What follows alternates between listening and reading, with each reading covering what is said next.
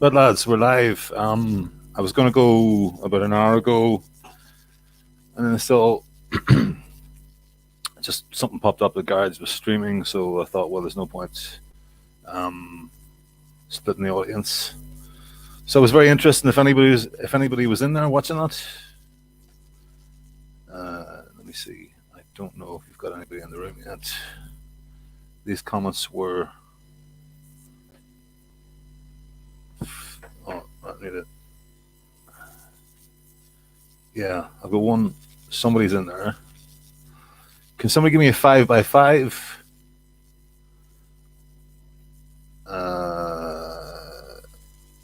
Right. And this is my first time doing this, so bear with me. I suppose I need to expand that. Yeah, and I'm gonna hit play. So yeah, this is a great wee interview. Yeah, these guys, Drogheda Irish Patriots. It's a channel run by Cathal. He's only getting started. Great gaeilgeoir. Please, you could do with some subs, so please sub. Really, really good interviewer. He really gets the best out of Dahi here. So let's go.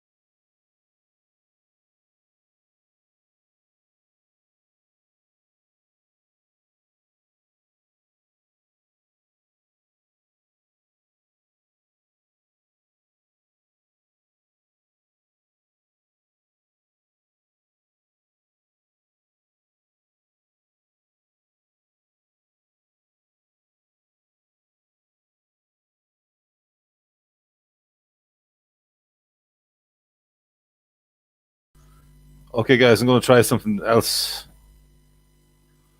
Let's try sharing this again. This is a bit of an anticlimax. Sorry. Right. So share screen. Okay, maybe there was something where I needed. Ah, yes, yes, yes. I see what I did. I didn't share the audio. Am I rush? Okay.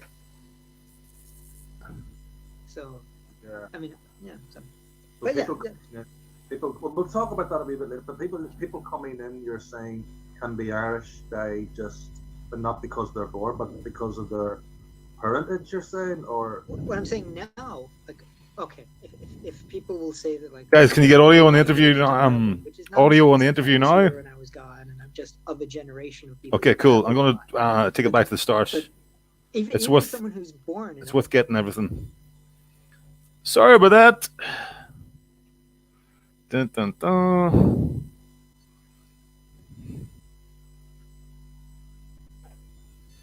Get myself.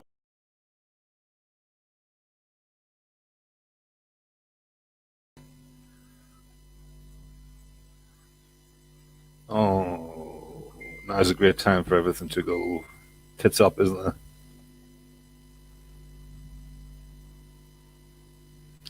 Let's restart that.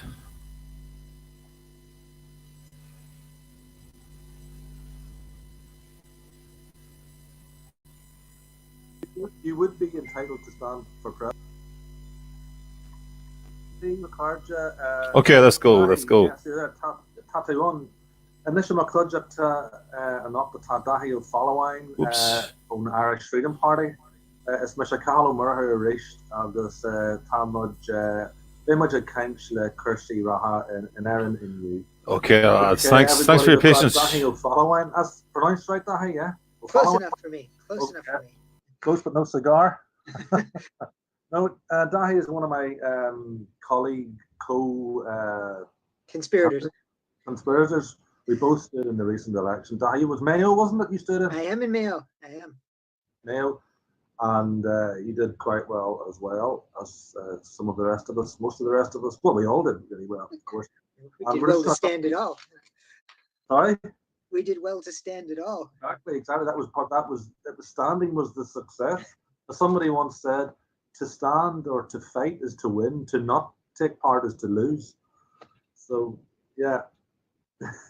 So we're just going to have a wee quick background of how you got over involved in all of this and where you think things are going, and just a little bit like that. Okay, Dahi. So I've only met you once at the Ard Cordia meeting, but just explain a wee bit about where you're from. You have an American accent, so I'd be intrigued as to how you were you born in America? Were you born here? Did you go?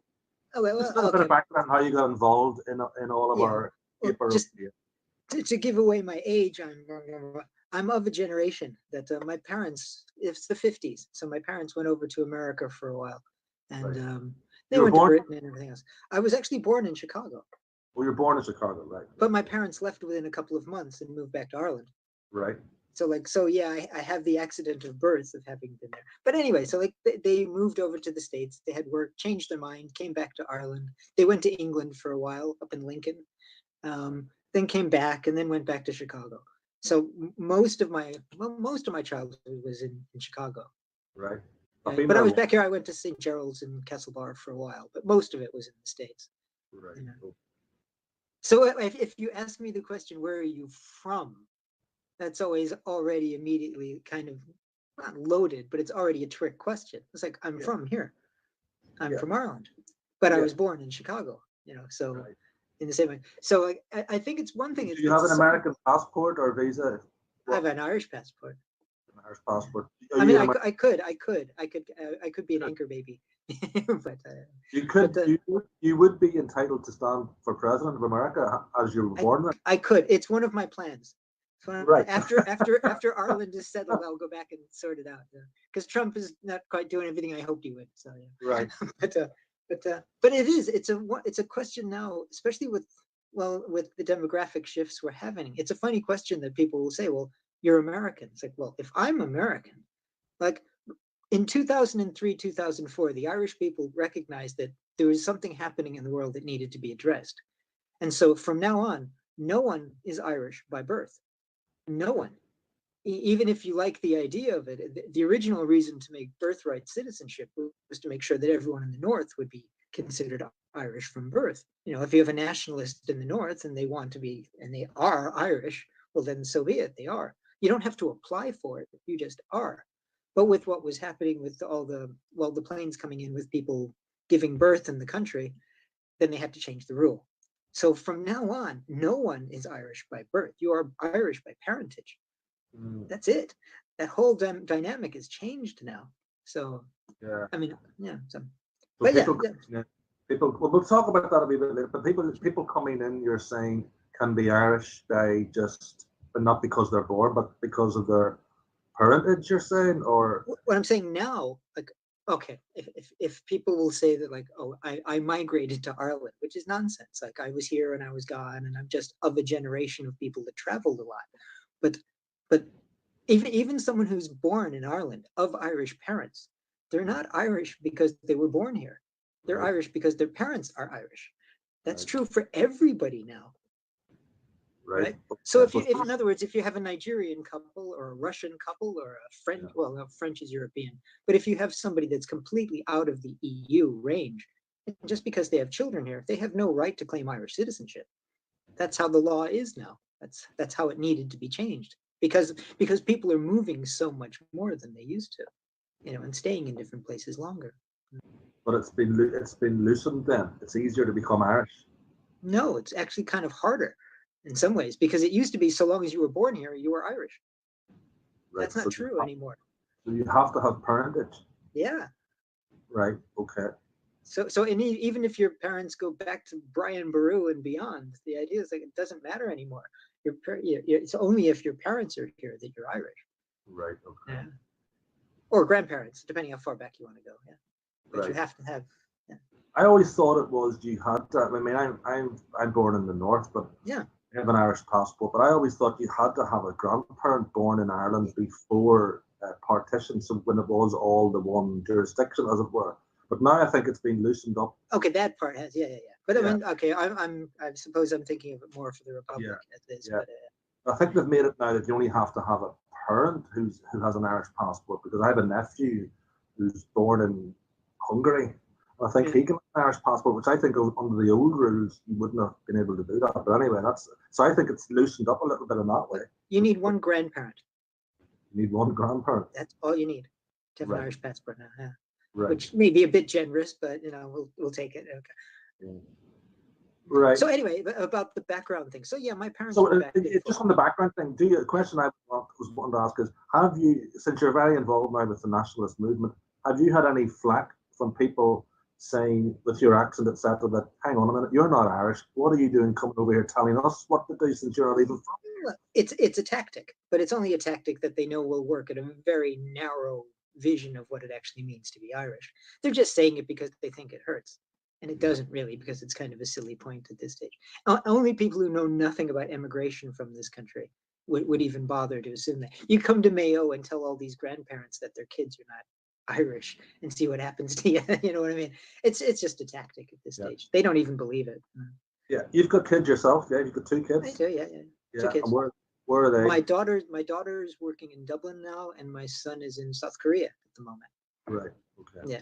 And they're both Irish speakers, actually. I've drummed it into there. Yeah. Very good. Yeah. So fluently, but I'm not. Yeah, well, I'm sadly I've been a very slow learner with Irish. I've been a false beginner a few times, but the best crack was at university, because I went to Galway. I actually did my master's in Irish studies in Galway, and so I had to really get into it then. But life goes on in different ways, and I don't think I have the greatest head for learning languages. You know, as some of us do, and some of us do. I try, but it's kind of pathetic. But I'm on Duolingo. I'm trying. I'm on Duolingo. Yeah. We'll have to exchange we can become buddies on that, you know. It's a good starting point. You know, I'm trying to get everybody involved in it. So you have been quite involved and visual in the asylum racket, or the asylum thing that's going on. You were there at Tullamore recently. Indeed, yeah. So that's one of your pet projects. It is indeed my pet peeves, if nothing else. Yeah. What do you think was going on behind that? I mean, what's the narrative? Why is it going wrong, or what's all? Explain to us what you think is going on, and where we could improve this situation. Should we be altruistic to people coming in, or what is going on? I have no problem with genuine asylum seekers. I really don't. And I don't care what color they are or what country they're from. There are genuine people who need help. But the world has shifted since like the Dublin Agreement was made. And so like you've got more. Just to explain, what is the Dublin? The Dublin Agreement was the old agreement that said that it was the first safe country that you came to. Yeah. That's the idea. You're supposed to like the first country you come to, you're supposed to claim asylum. Yeah. But of course, now people are doing weird things with it. But like beyond all of that, I mean, it's something I talk about. But most of the people that are claiming asylum in Ireland have no belief that they have any real right to it. They're just coming in as chancers. Yeah. Literally, like it's like even by the government statistics now that they to be nice to the government, to be as generous as possible to the government now, they only say that 37% of people are getting state protection to get to be called refugees. So an asylum seeker, just so your people know, but like, okay, there are migrants. Everyone who travels is a migrant, right? And then there are some people who land in your country and say, I need asylum. Okay, well, then they're asylum seekers. Then if they get the state to go, okay, you have a genuine case, then you become a refugee. But asylum seeker is no state. It's just a kind of a pending state before you get approval. So just because someone's asylum seeker doesn't mean they're genuine. It just means they came to your country and waved the little paper and said, let me in, let me in. But by and large, though, even though they're not, the judges that are looking at it are saying, I read it was 90% plus. We're not. Okay, it used to be when we had when we had different people in charge, they used to reject 90%. But the numbers have been going up and down because of different events in the world. So like right now, the last statistics I've read anyway, it was 37%. And which are being accepted, yeah.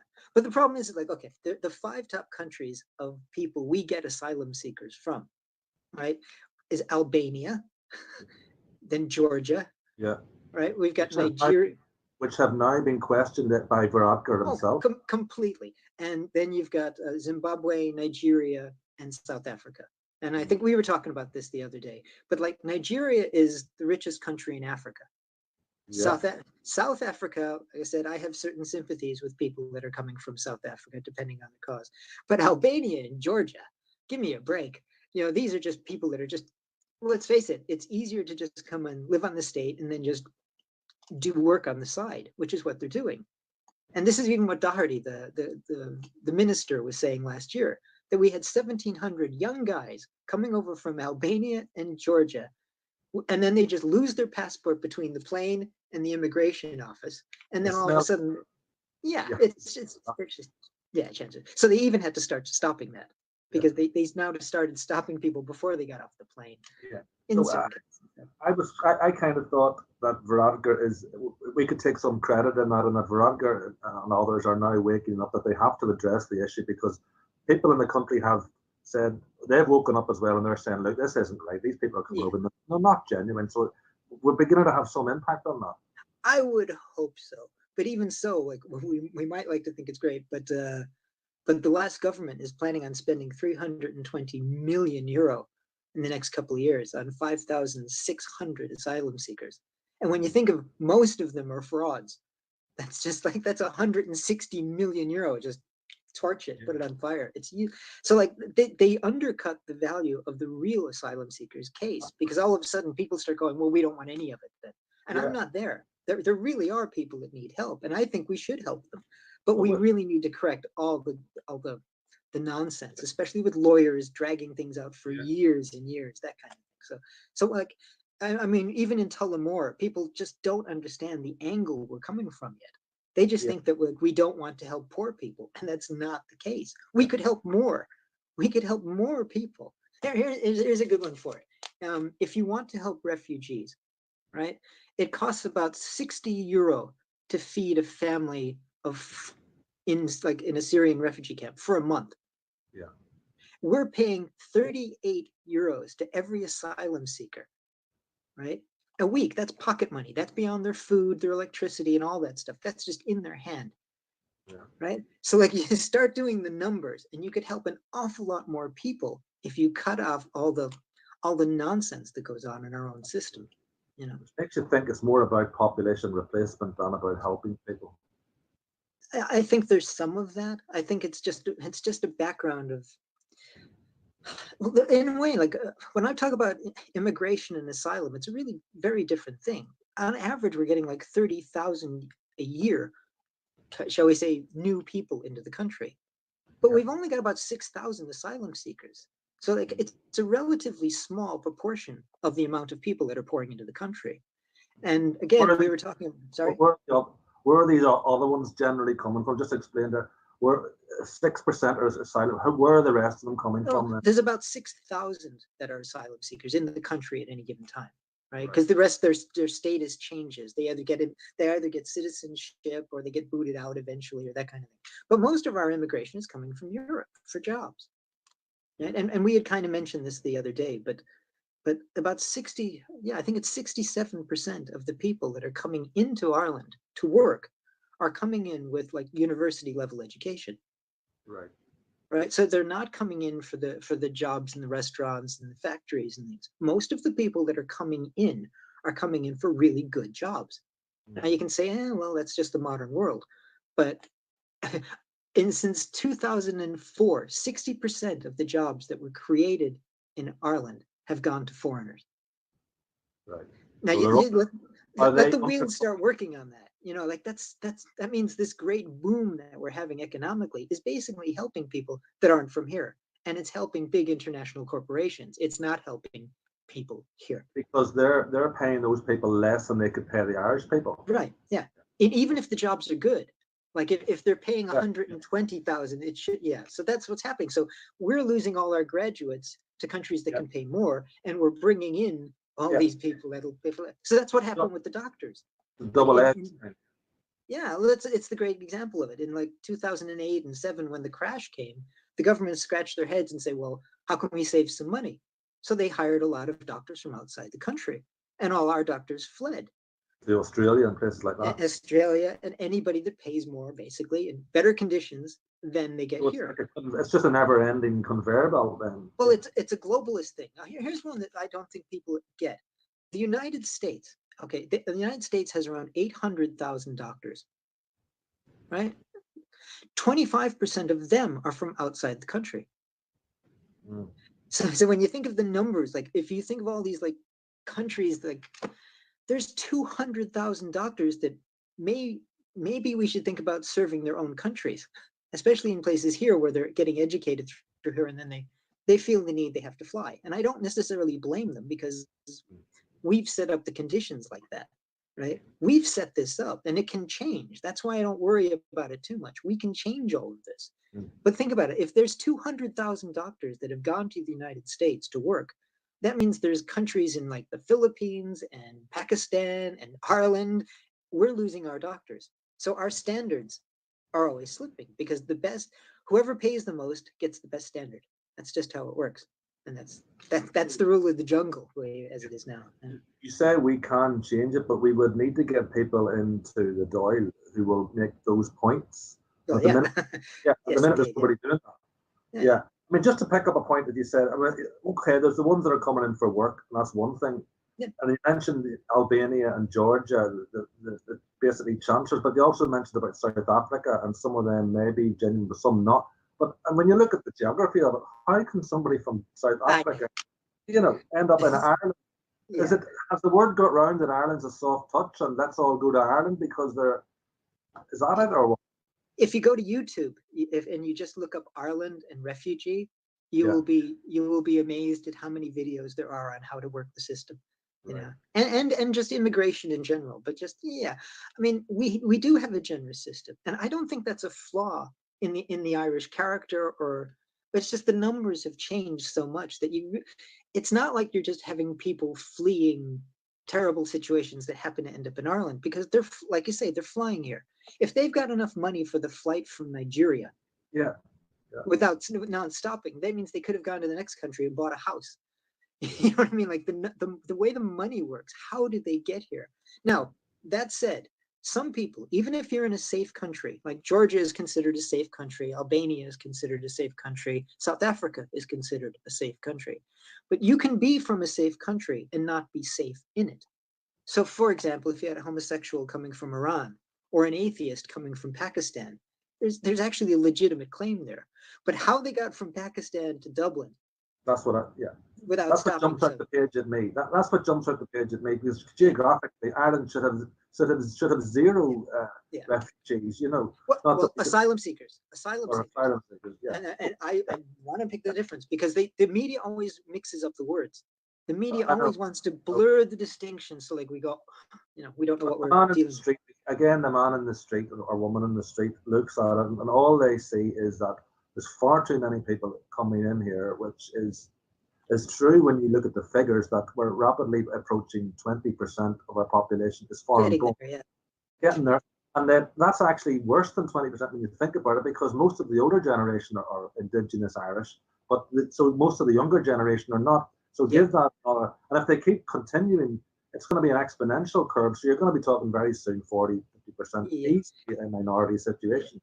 Yeah, I don't think people understand the demographics yet and how quickly it could change.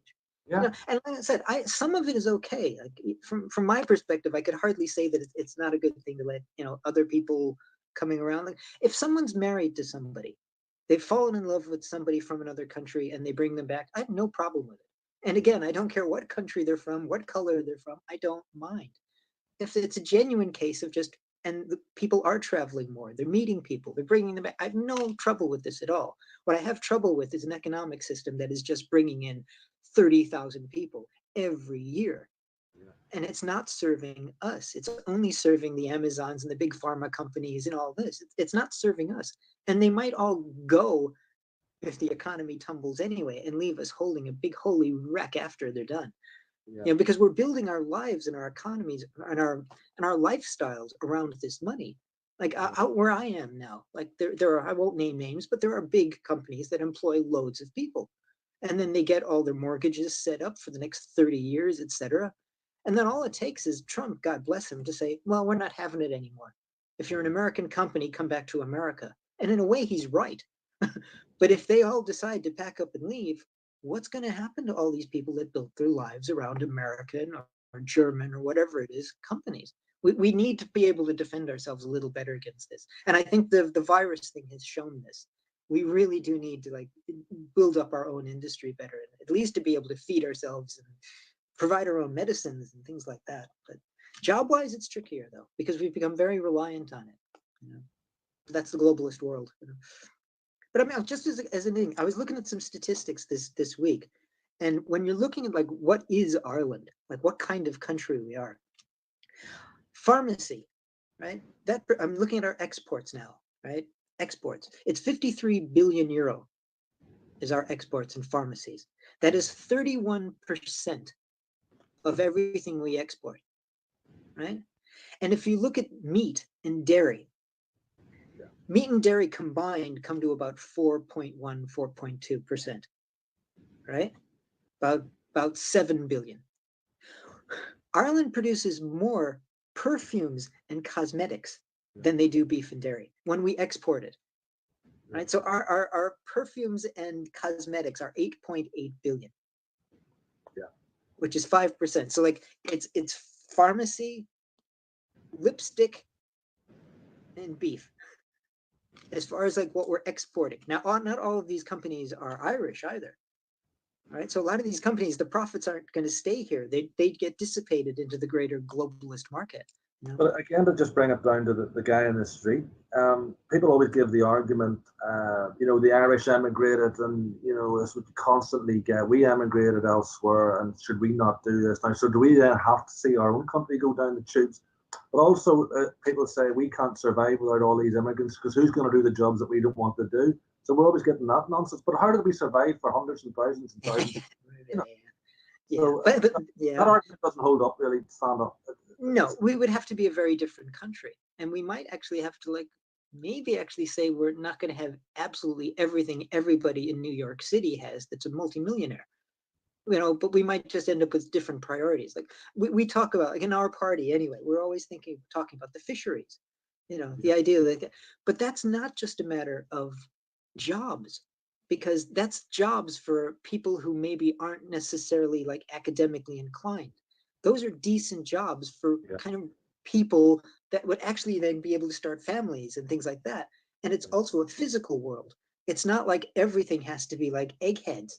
You know, it doesn't, everybody needs to be like, well, like master's degrees in biotechnology. We're creating a culture around these jobs, and that's leaving a certain element of our population kind of disenfranchised. And we're doing it deliberately, you know? And yeah, so like if you have a culture based on, say, we're out where I am on the West Coast, all these towns should be thriving. Yeah. Because of fisheries, we would have a very different country, rather than just saying, oh, well, we're just going into high tech and pharmacological stuff. Yeah. Who voted for this? You know, nobody. But it's kind of we're being manipulated into it. Yeah, well, I mean, as an Irish speaker, I'm particularly saddened when I see the fishing communities in the coastal areas being depleted. I mean, that's where it's hitting it the hardest. And the most beautiful parts of the country, I might add, as well, by all of this rape and pillage of the fisheries and giving it over to Europe when we can only fish less than 10% of those waters. That's just crazy. It's crazy. In my opinion, that's one thing that's the EU has destroyed the communities, and that's the fishermen there in Donegal, etc., that are saying that. But that's quite deliberate too. You know, there's no way around it. You know. Do you think they're targeting those last vestiges of Gaelic Ireland? I don't think they're particularly targeting it because it's a vestige of Gaelic Ireland. I think it's just there's a model in mind of a super slick urbanized world, and this doesn't fit it anymore. I mean, I don't think it's deliberately to get rid of us. It's just to get rid of rural places all over. I mean, look at everywhere this is happening. Like, I think sometimes people think this is only happening in Ireland. It's happening all over Europe. And like even with the immigration thing and the asylum thing, all of these things are happening everywhere, but just we're not necessarily all connected enough to realize that. You know. But I travel to America quite a lot, and a lot of Americans that I meet over there said, you know, they still visit Ireland if they've got backgrounds in Ireland. They visit Ireland and they say, "What's going on in your country?" They go over, they never meet any Irish anymore. They're in Dublin, they're on that M50, whatever it is, and it's just an absolute traffic jam. And where's the idea of Ireland going? That's changed so rapidly. It used to be the old postcard of Ireland was traffic jam in Ireland was sheep or whatever on the road. Now you get real traffic problems in Ireland. So the change has been for the worse.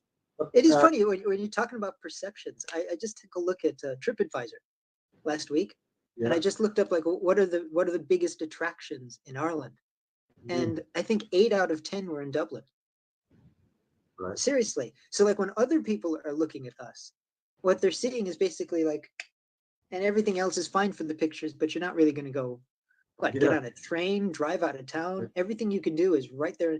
So like, but then again, I'm as guilty of that as anybody, any tourist. Like if I'm going to, you know, any country, I won't name countries, but if I go there, I probably go to the capital city, check it out. If it's my first time, you see all the big stuff and you head home. Maybe on the second trip, you'd branch out a little more, but you know, it depends how much time and how much money you have. But so like, Well, I'm just conscious of time here as well. We'll talk a wee bit about stuff that's going on in the parties approaching it, but would you be hopeful for the future? I mean, can Ireland be seen? Yeah. Oh yeah. I hear a lot of gloom and doom, but really most of it is kind of, like I said, stuff that we could fix in one election. Now we do need to win the culture war on this, maybe even before the political war. But we need to make people like Ireland a little more, because I mean, I don't blame a lot of younger people for being down on the nation, right? Every generation fixes so much and they leave things undone. And those things that are undone are what the younger people will latch onto and say, you all screwed it up. And then it's their turn to try and fix it. Our generation screwed up on housing. Basically, that's it. We screwed up on housing. We did not protect the younger generation, and they kind of deservedly don't like us for it. And so that needs to be addressed, you know. I can't blame younger people. No. For they're having to drive big long distances to get a job in Dublin. They're living away out in Meath or whatever. Where's their quality of life? So you can't blame them for wanting to leave. You know, so we have to be creating a situation where they're going to want to stay. Yeah. You know, so that cultural emigration, which is still done. Now we're getting the mass immigration. So But I hope even sorry.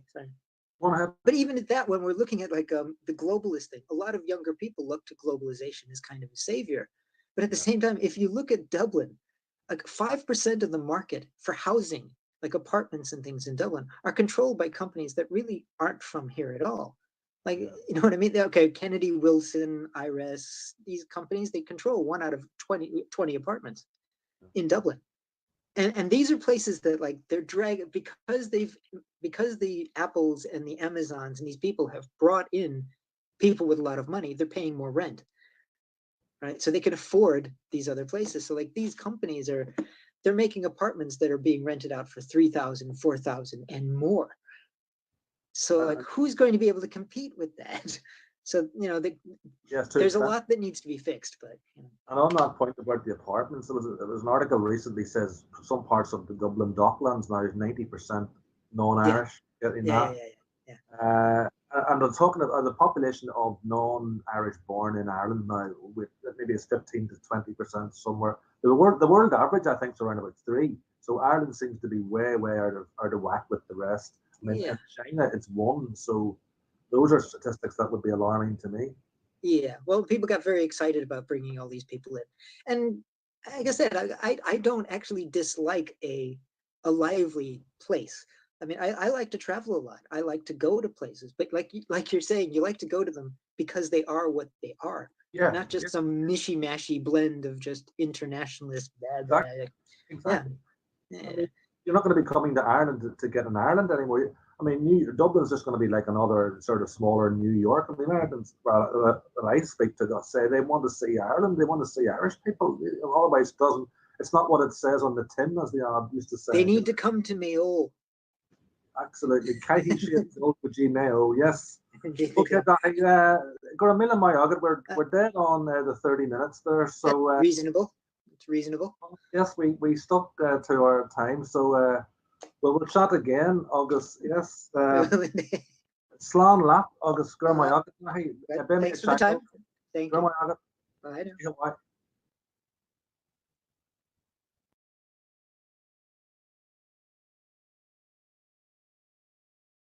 On mute. Yeah. So, what do you reckon to that? That was good, wasn't it? Let's see what crap they're throwing at me here this time.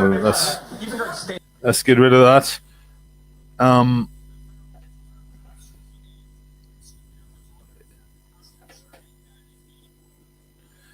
Okay. There was something else.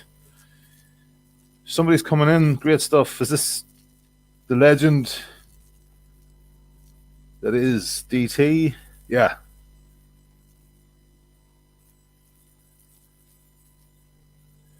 He's just trying to connect there. In the meantime, I was going to tee up something else that caught my eye today. There's the DT. Let's get him in. Right, DT. How are you, sir?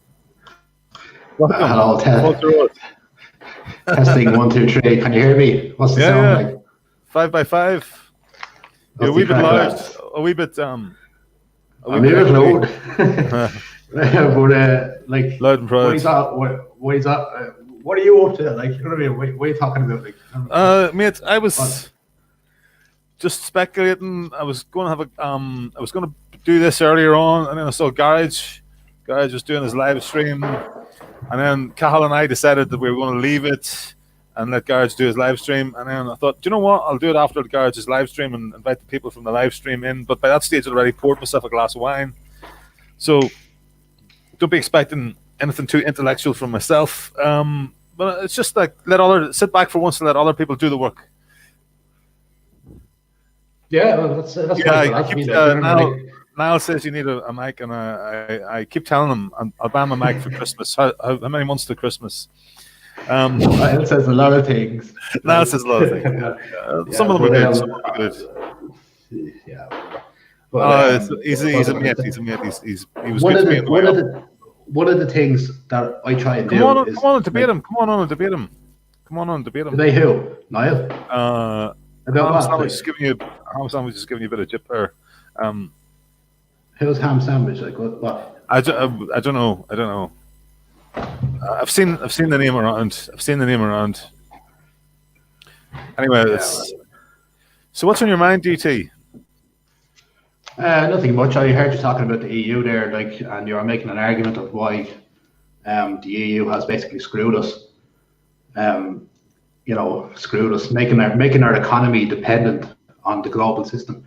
Like none of the wealth that we produce is something that's designed primarily for indigenous use. It's basically designed for export, and there's entire sectors of the Irish economy that are designed for nothing other than to draw capital from other parts of the world into us, which it's producing things that don't really have primarily utility to the Irish, because like if you want to take pharmaceuticals, if you want to take like the luxury producing like chemicals and stuff, perfumes and stuff like that, like we produce a massive amount more than we actually need, and like the reason for that is that like we get money out of it, but like we're turning certain parts of our country into factories for stuff that we Irish don't even need. And when you look at our own Irish situation of what the people in society in Ireland actually have, like we have people that are living in basically conditions that they don't really have what they need from day to day in some ways. Like, you know what I mean? There's all the people on social welfare, the people that's doing low paid jobs and getting taxed out with like people that can barely afford the rent and stuff, you know what I'm saying?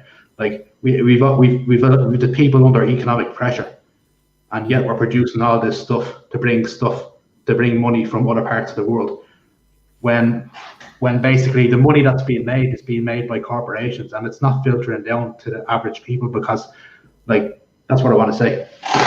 Mm-hmm. I don't know how, like, it's late, you know what I mean? I can't make a good argument for it, but I just think that the economy should primarily serve our material needs instead of serving some sort of global casino where we're just gambling. The economy isn't run for the Irish people. Social policy isn't run for the Irish people. Nothing has to be run for the Irish people. I love that that conversation that Beware the Risen people had about 6 months or a year ago.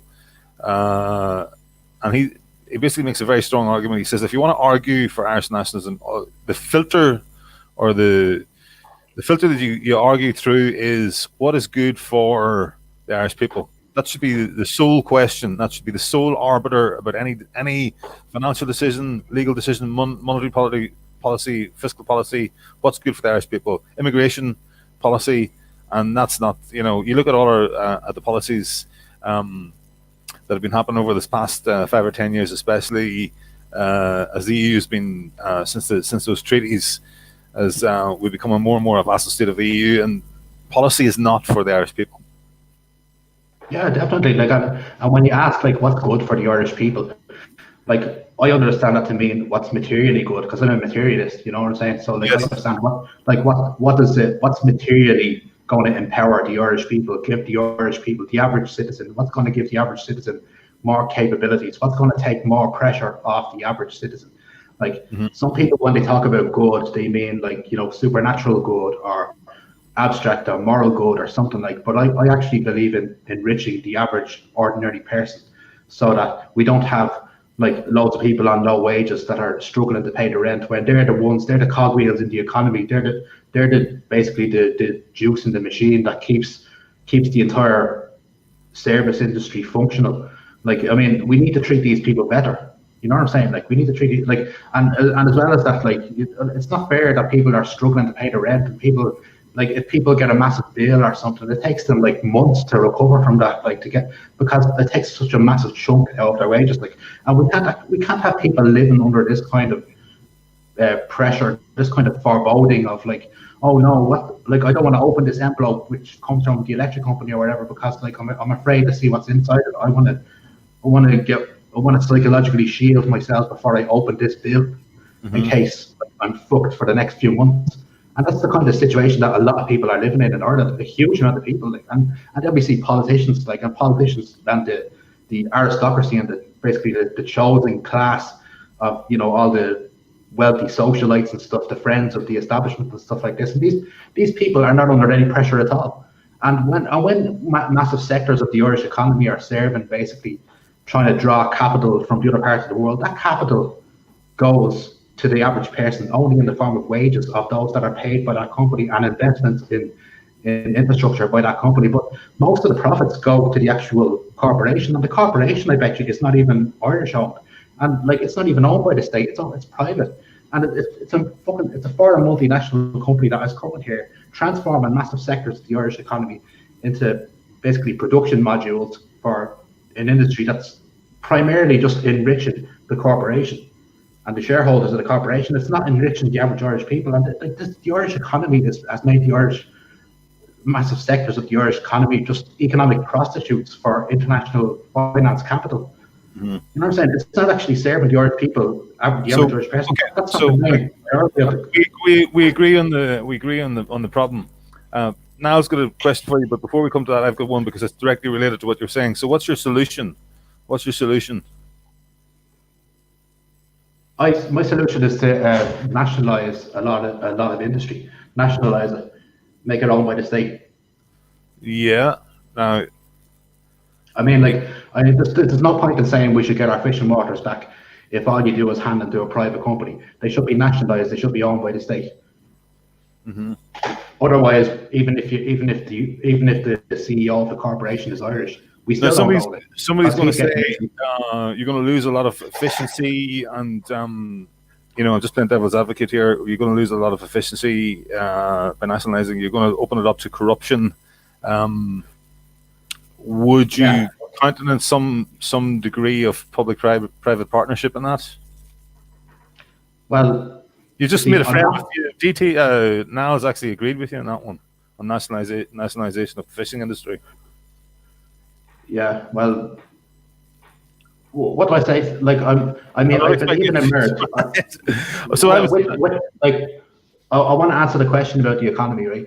Yes. I believe in a meritocracy, right? I believe in a meritocracy. I believe that people, I believe that everybody, the average citizen, should start out at, basically a kind of even, egalitarian, if you want to call it, starting level. And then according to people's ability, they rise into positions and stuff, and they get authority based on their ability and their merits, right? But the thing is with the capitalist system is that you can not only inherit money, which automatically places you in the higher classes, even if your ability doesn't merit you being in those classes, and as well as that, capitalism is like an abstract perception of worth into basically, dependent on money. So when we look at a person, we see class, we see status, we see money. We don't actually see their biological merits as a biological creature. As if people look at me, they don't see a man. They see something called slag me for that. But they'll see my status. They're going to see working class. They're going to see Dublin. They're going to see whatever else words they attribute to me, such as nutcase. That's what they see me as. They don't see me as a human being, right? And my idea with a meritocracy is to put everyone at a foundational starting level that's basically the same, right? And then according to their abilities, they rise into different positions, and their abilities and no other reason. And if everything is run by the state, then we can eventually, make the amount of money that people have, or that make, make our obsession with over abstracting person's identity into class and money and status, we can make that irrelevant. And basically, it's complicated, but if the state owns everything, that doesn't necessarily mean that it's not going to be more efficient, it's going to be less efficient. You know what I'm saying? I don't know. I can't explain it. Whatever. Okay. That's an opinion. Yeah. Solatium's got a question for you. Solatium's basic income, universal basic income. Yeah, sure. Yeah. Mm-hmm.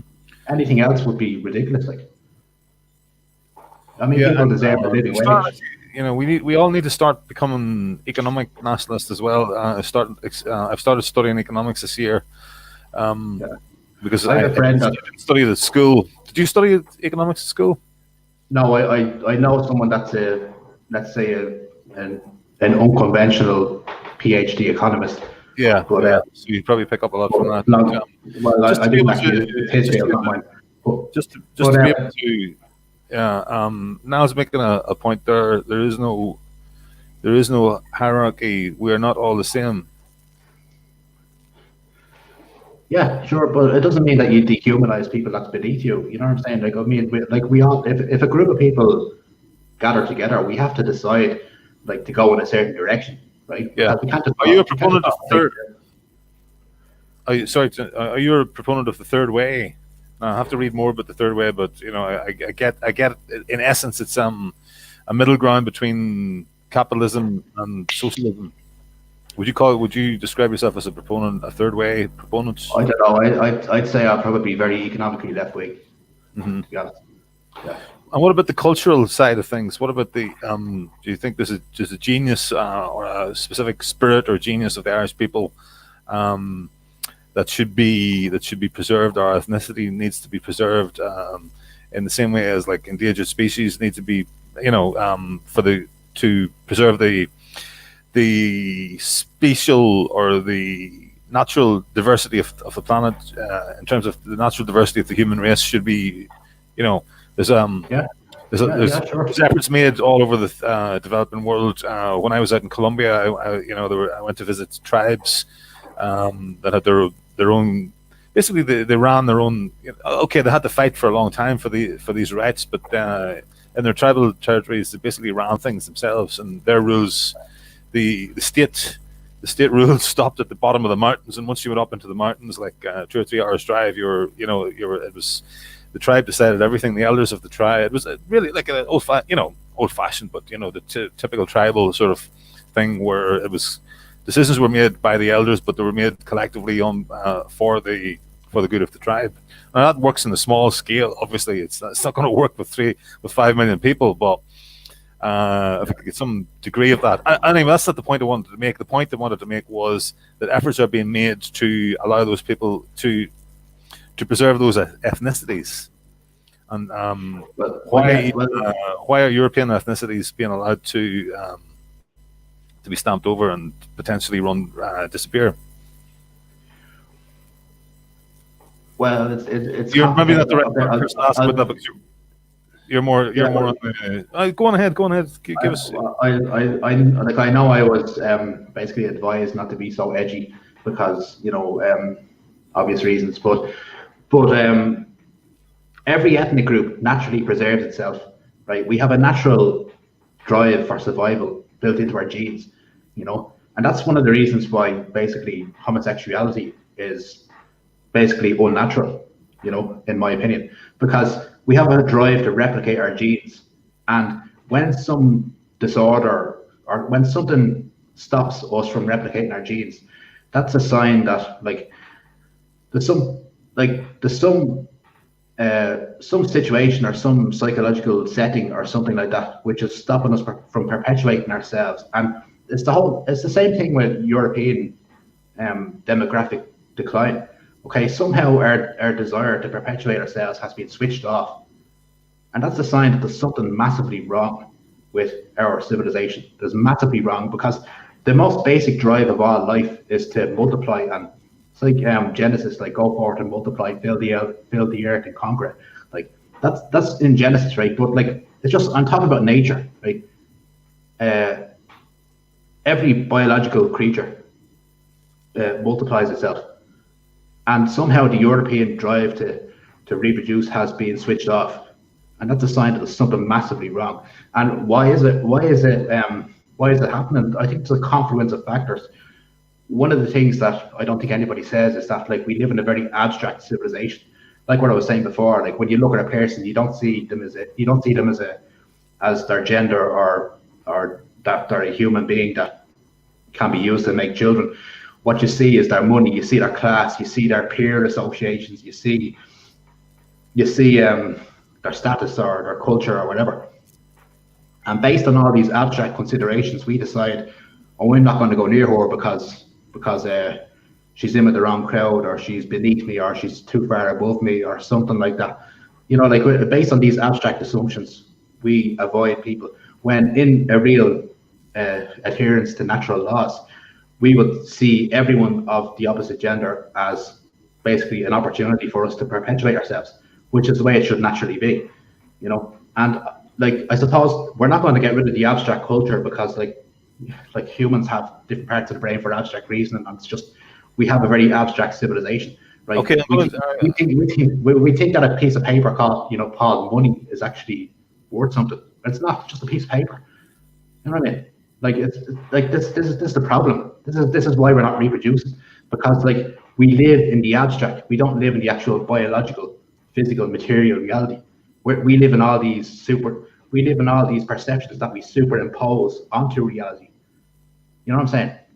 And that's the problem, because we're living in our own illusion, where like a piece of paper called money matters, because we can extrapolate all the consequences and stuff of having or not having this piece of paper. When the truth is that we're just animals living in some sort of mass deception, where we're just, you know what I'm saying? Like that's the problem. Like we live in a dream that's superimposed onto reality. We don't see reality the way it really is. We don't see it. We don't see an animal when we look at another person. We see their class, we see their money, we see their culture, we see their peers, we see all this. Like we're actually blind to the fact that they're a human being, an animal, like, and probably have sentience and stuff. Like, you know what I mean? Like we're blind to all these things, and that's why we're not reproducing, because we live under all these phantasms and illusions. Mm-hmm. I'm going to challenge you. Well, you mentioned earlier that homosexuality is unnatural. Would you say that being barren, because it doesn't allow you to, the reason you gave was it doesn't lead to reproduction. Now, so if a person is barren, then obviously it means that they're not going to reproduce. Is that unnatural as well, or is that? No, I mean, there's obviously lots of genetic inheritable conditions, and there's results of like bad health, and like, I mean, you can get your arm chopped off or something, and that doesn't necessarily mean that that's unnatural. Like it just means that we live in an environment that's basically full of threats. Some people are born barren. Some people are born, I'd imagine. Yeah, but like it's not all environmental. So in that sense, you could say it's genetic. Yeah, but then some natural failure rate, I suppose, for want of a better word. There's a natural, but that doesn't mean that the person who's barren is a failure. So there's a natural rate of homosexuality. That doesn't mean that that person is there for a failure, because they can't. No, it's two different takes. It's two different takes. Reproduce. I'm advocate here, because I know people watching this will expect me to challenge you on that. But I mean, that's your view, so you're entitled to your view. I'm not going to censor you. I know. Like I know we all have the virtue signal to the imagined perpetual judge of these SJWs that are judging us all the time. I'm speaking for myself here as well. I mean, as somebody, I've actually I've experimented with gay sex back in my 20s, and I tried it out. I was living in a very permissive, hedonistic society at the time. Group of friends or whatever. I was young. I thought I would give it a go. I did have a few concerns about maybe that it was slightly that way, but I tried it twice and I didn't like it. It's not that I didn't like it; it wasn't terrible, but it just wasn't something that I wanted to try again. And I don't think it was in terms of a species, it's unnatural. It's not optimum. Okay, let's say it's not optimum, but it was. I'm speaking for myself here. I'm not virtue signaling. I wouldn't say it's unnatural, but to fetishize it and make homosexuality the new norm, that's unnatural, because the norm isn't. For so many reasons, the norm is not homosexual. Well, yeah. Well, like this is the first time I've really spoken. I've spoken publicly about it maybe about 15 years ago, and was going through some transformational training. But I haven't talked about this for a while. So I don't want to get into well, I'm one of these minorities, so don't you dare criticize me, sort of thing. But I'm just there was a slight accusation that I was virtue signaling, but I'm speaking from personal experience. I'm speaking for myself in that sense. I don't actually consider myself gay. But if somebody wants to call me that, then that's their they can't do.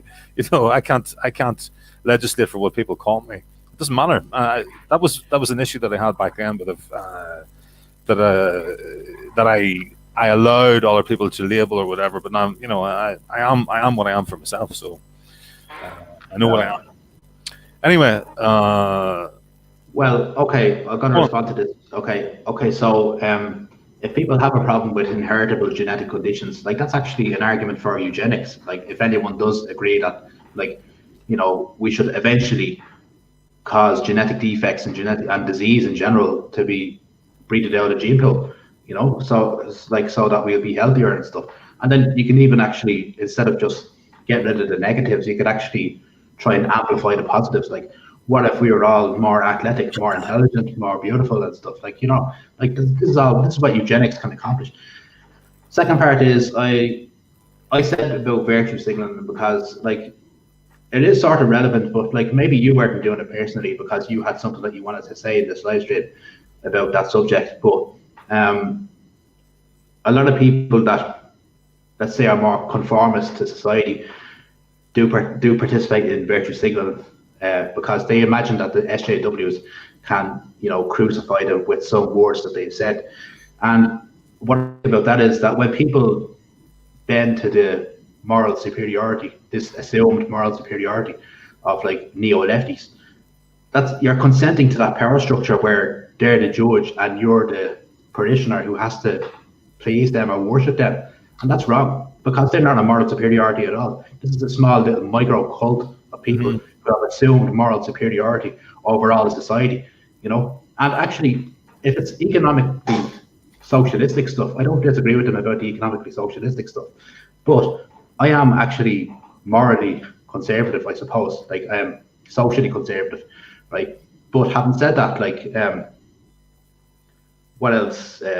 What was the other question? Like, I mean, like, I just want to say, like, if we're going to colonize another planet, if we're going to colonize Mars, if we're going to colonize Alpha Centauri, we're not going to send a load of transgender women who are actually men, whatever. Like, we're not going to like, I'm going to get put in prison or something for saying that, but I'm just saying, like, we're not going to send a load of homosexuals to colonize another planet. That's like, see, this is exactly, yeah, true. It's so not. We're going to send a load of heteronormative cisgender straight people to colonize another planet, On a societal basis, it's not optimum. That's all. I mean, but there's room for there's lots of things, lots of ways of being, ways of being a human that are not optimal. There's like people that are born selfish, people that are born too greedy, people that are born workaholics, or to what extent is that born or made? Would it? But whether it's born or whichever way. Okay, so what I'm saying is, it's not. It's the time myself up in knots here. I was hoping to get a few other people on too, so I could just sit back and referee. But this we'll see. Call out there for people to join. I think I'll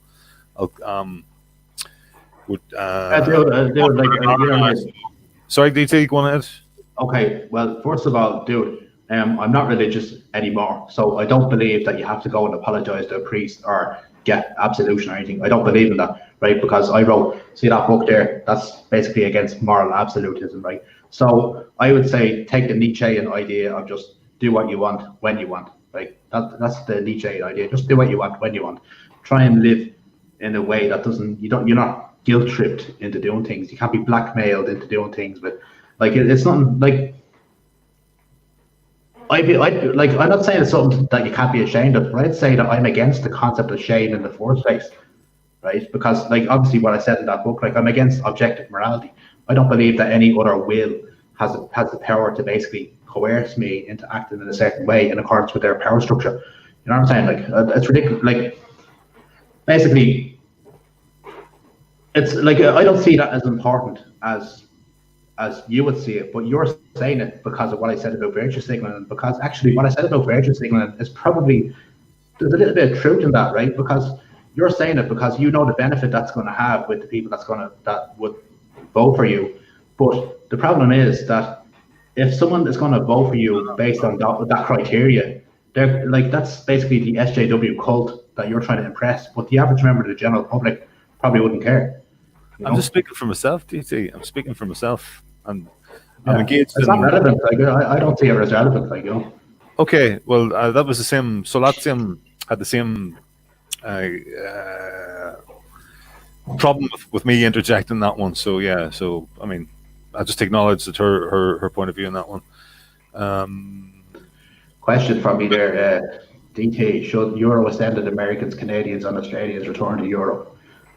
I don't think they should do anything other than just multiply wherever they happen to be in Europe or in America. You know, so